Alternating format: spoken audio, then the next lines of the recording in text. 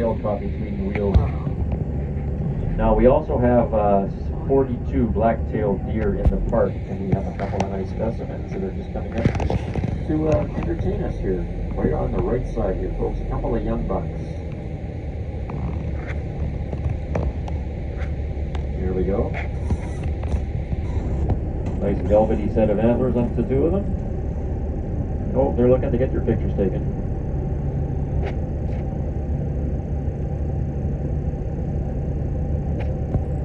Now this is where they usually spend their evenings, is curled up in the grass here, because they get the warmth off of the land during our summer months in the evenings, and they'll curl up and nest in the grass here. So we travel along, and they see some more heads pop up as we get a little further along the roadway. Now back in 1520, when the first explorers came ashore here on Vancouver Island, that would have been Captain Cook and Captain Vancouver in 1520. They would have come ashore just directly ahead of the bus on the waterfront here.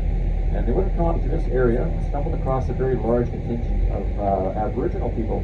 And we know that feet tall, carved out of one yellow spruce tree in 1941 by one of our famous Aboriginal carvers. Now we took it down in 1991 to be refurbished and repainted, and unfortunately it came apart in 3 pieces. So we went to Albert, got some really strong glue off of him, and we put it back together and put it back on its pedestal, and it's been sitting like that ever since.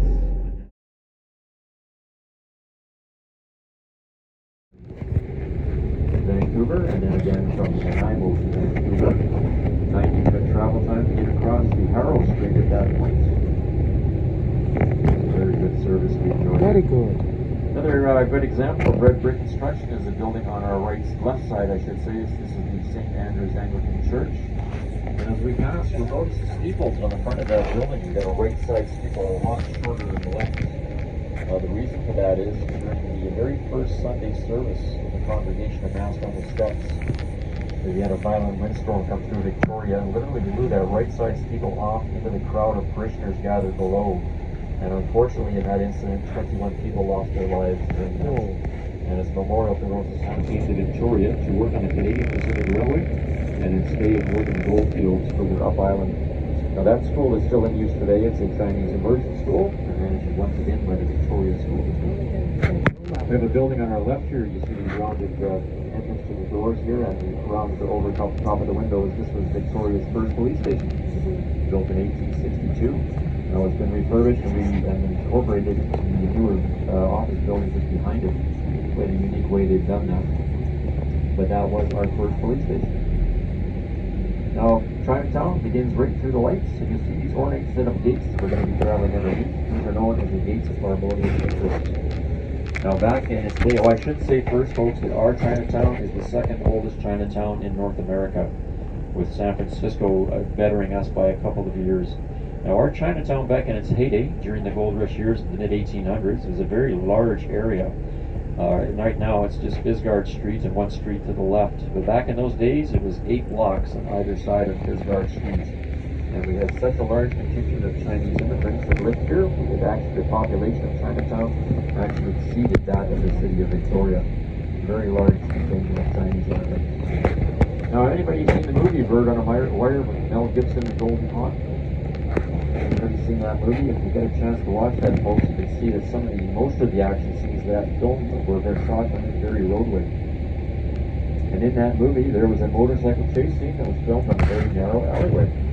And that alleyway is coming up here just on our left, right where these garbage cans are on the curbside here. But you'll see that lamp standard says Fantan Alley. Now, I think they might have closed the gates at this end. Nope, they're still open. Now, when we came by here about half an hour ago, it was jam-packed with people going up and down Fantan Alley, just on the left here. Now, we still have stores, restaurants, and there is a hotel on Fantan Alley.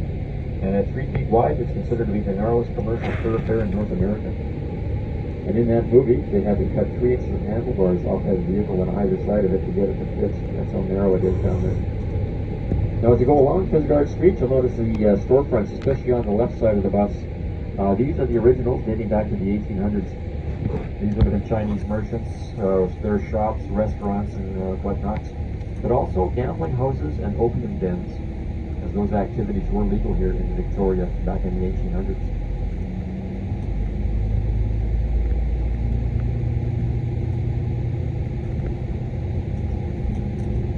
So we're going to take a left turn here onto Store Street, and we'll be going through portions of what we call Old Town Victoria. And as we travel along, you'll notice the majority of the buildings have been kept in their original conditions by their owners. And that is because these buildings...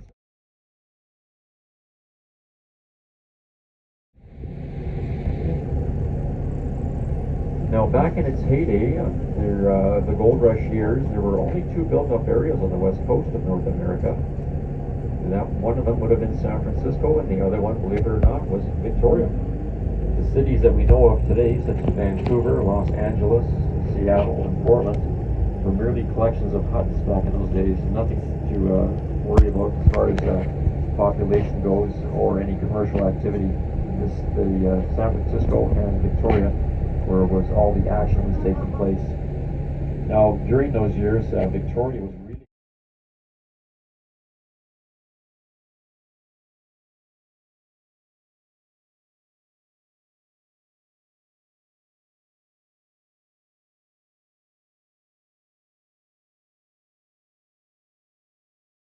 People tend to do that most. But lately, they've been coming out on the lawns and sidewalks, or not lawns, but sidewalks and these streets here that we're traveling on, and driveways to do that. Now, being an endangered species, if you find one on your property, you're to phone police, conservation, and they will come and literally rope the area off to leave that animal to do its molting process until it's finished. And we've had instances where homeowners have come out to go to work in the morning and find a sea lion in their driveway doing its molt. And they have to phone police, and unfortunately they haven't got their vehicle out of the driveway, and that's where it will sit for the week. You cannot disturb that animal while it's doing its molting process. Besides that, if you did, you'd have 1,500 pounds of teeth and muscle going after you in very violent ways.